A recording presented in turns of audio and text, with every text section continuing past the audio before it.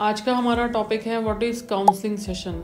लोग सरप्राइज होते हैं कि बातें करने से कोई कैसे ठीक हो सकता है, काउंसलिंग होती क्या है, कि इससे प्रॉब्लम्स कैसे सोल्यूशन हो सकता है। तो इसके लिए हम आपको बताना चाहेंगे, जब हमारे पास लोग काउंसलिंग के लिए आते हैं तो सबसे पहले हम उनकी प्रॉब्लम आइडेंटिफाई करते हैं कि उनकी प्रॉब्लम क्या है, उनकी साइकोलॉजी कैसी है, वो चीज़ों को लेते कैसे हैं, वो अपनी प्रॉब्लम सोल्यूशन कर पा रहे हैं नहीं कर पा रहे, अपनी प्रॉब्लम को आइडेंटिफाई कर पा रहे हैं कि नहीं कर पा रहे। एज अ काउंसलर वो सारी चीज़ें हम समझते हैं, अंडरस्टैंड करते हैं, फिर हम पेशेंट को समझाते हैं कि आपके साथ ये हो रहा है, आप अपनी प्रॉब्लम्स को अंडरस्टैंड नहीं कर पा रहे हो या चीज़ों का सोल्यूशन नहीं कर पा रहे हो, तो आपको हमारे से कंसल्टेंसी लेनी है तो हम आपका सोल्यूशन देंगे। ठीक है, तो प्रॉब्लम कहाँ पे आती है कि लोग कहते हैं कि एक सेशन में ठीक हो जाएगा या 2 में ठीक होगा या 3 में ठीक होगा।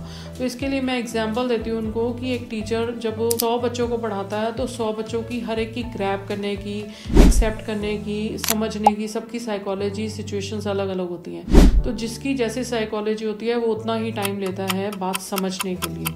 तो ये डिपेंड करता है कि क्लाइंट की साइकोलॉजी कैसी है, उसके हिसाब से वो चीज़ों को अंडरस्टैंड करता है। तो काउंसलिंग सेशन में हम आगे उसको ये चीज़ें क्लियर करते हैं और ट्रेनिंग्स में भी लाते हैं उसके हिसाब से कि उसको सेशंस की कितनी ज़रूरत है। Thank you so much.